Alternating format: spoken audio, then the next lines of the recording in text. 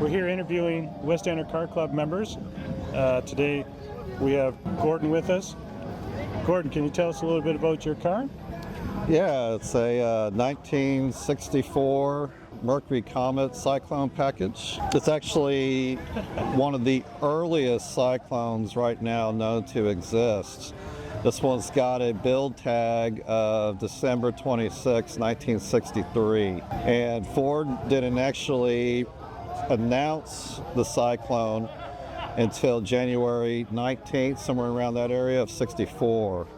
And this one right here was actually sold in Honolulu at Don Flager's Lincoln Mercury. It was sold to a surgeon by the name of Fred Watanabe. And he remained the owner, I think, all the way up to about 1992. And then the second owner, Vincent Pacific, funny name because he's from Hawaii too, he bought the car from him and had it up until 2000. That's when I purchased it. So I'm the third owner of the car. Well, have you made any modifications to it since you've owned it? Yeah.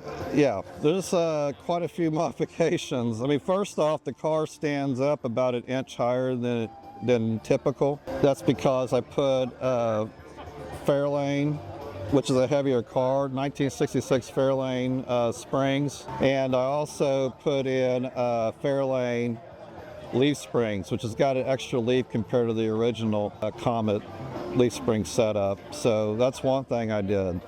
Okay. Second thing we did, this car was originally an automatic from the factory, and I hated those transmissions. It's called a green dot. Okay, it's the early C4 transmissions. So I took that out. We put a 4-speed top loader in there that came out of a later model Torino. And I did that after about a year of having this car, not even a year of having this car. I did that swap. And then the engine I just put in, and it's a 302 stroker. It's 357 cubic inches. It's a 351 Windsor crankshaft turned down to fit a 302. Plus 30 over, which makes it 357. As far as modifications to the rear axle, it's basically pretty much stock, you know, except that I put a taller gear. It's got a 355 gear instead of the 325 that they put into these cars, which mine had, the original 325. But I took that out and put a 355 Positraction in there. And the interior is actually Comet interior, but I modified it. So it's black and red with the silver Piping? Yeah, silver piping that goes all the way around. And so that was my idea. I had a guy from Washington State do that interior. And then the door panels, if you look at the door panels, my wife made those. Oh, really? She stitched them. Yeah, she did all that by hand. Well, speaking about your wife, so you own a couple Comets between you and your wife. Yeah, right? so in 2012, my wife came up to me. This is back when I wasn't doing anything with this car. You know, actually I was in the middle of redoing it because of my wife. She loves this car. And she goes, you know, I love your car so much that I would have one if they made one convertible.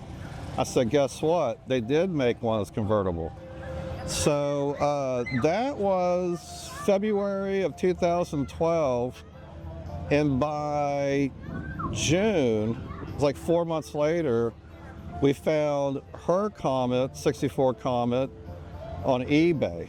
And we paid $8,500 for it, which is a steal of a deal. And the car was shipped from San Francisco all the way to Katy, and that's where we used to live. And yeah, it's, you know, and I redid that car. You know, I did the paint, like this one, I did the paint on this car and the interior. I did the interior on that one, and she also did some stitching on that interior as well. So we have two Comets. I mean, we love them. Her car drives completely different than this one. This one's stiff. I mean, you feel every crack in the road.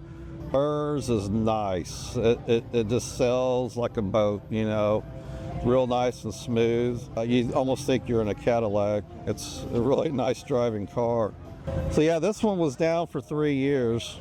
And back in 2012, I started to put this together because my wife, she pushed me to do something with the car because she really liked it. So I started doing the body. I picked the worst part of the car to start body work, which is the driver's side rear. Okay. Because I believe this car used to be raced a long time ago. Yeah. So it got hit in the rear, the driver's side rear, and then it got hit again. And it got hammered out.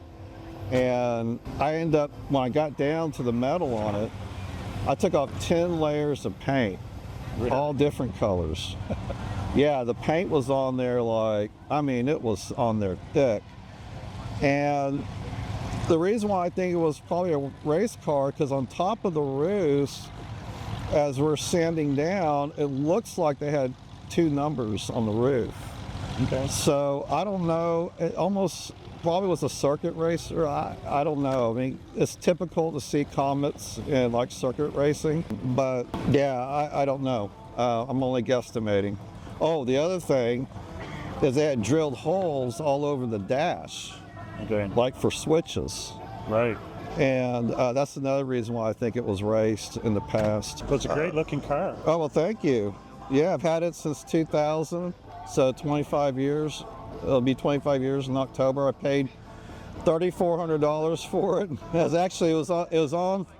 was on the in the newspaper for $3,900, and I talked the guy down to 34, and he took it. So it wasn't this good of a shape, you know. I mean, it was nice, but it wasn't like this. Now the car is probably worth upwards of $30,000, $35,000 maybe, is what I last saw these cars going for. And my wife's convertible is worth even more because it's convertible. They only made 5,900 of those. Okay. It's more rare. Yeah, the Cyclone, they made 7,400 of these, right, in '64. And I think the overall production of the Comet was somewhere in '64. And I'm talking about station wagons and sedans and Calientes and Cyclones. I want to say it was somewhere between 80 and 100,000 that they made.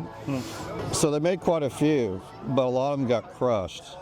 And a lot of the Cyclones got raced to death by the time 1969 rolled around. So there's a lot of them that got totaled or wrecked. Yeah, drag raced to death, is, you know what they say. Well, that's our president of the club, Gordon Hill. So thanks for sharing your details about your Comet. Yeah. Thank you. Thank you.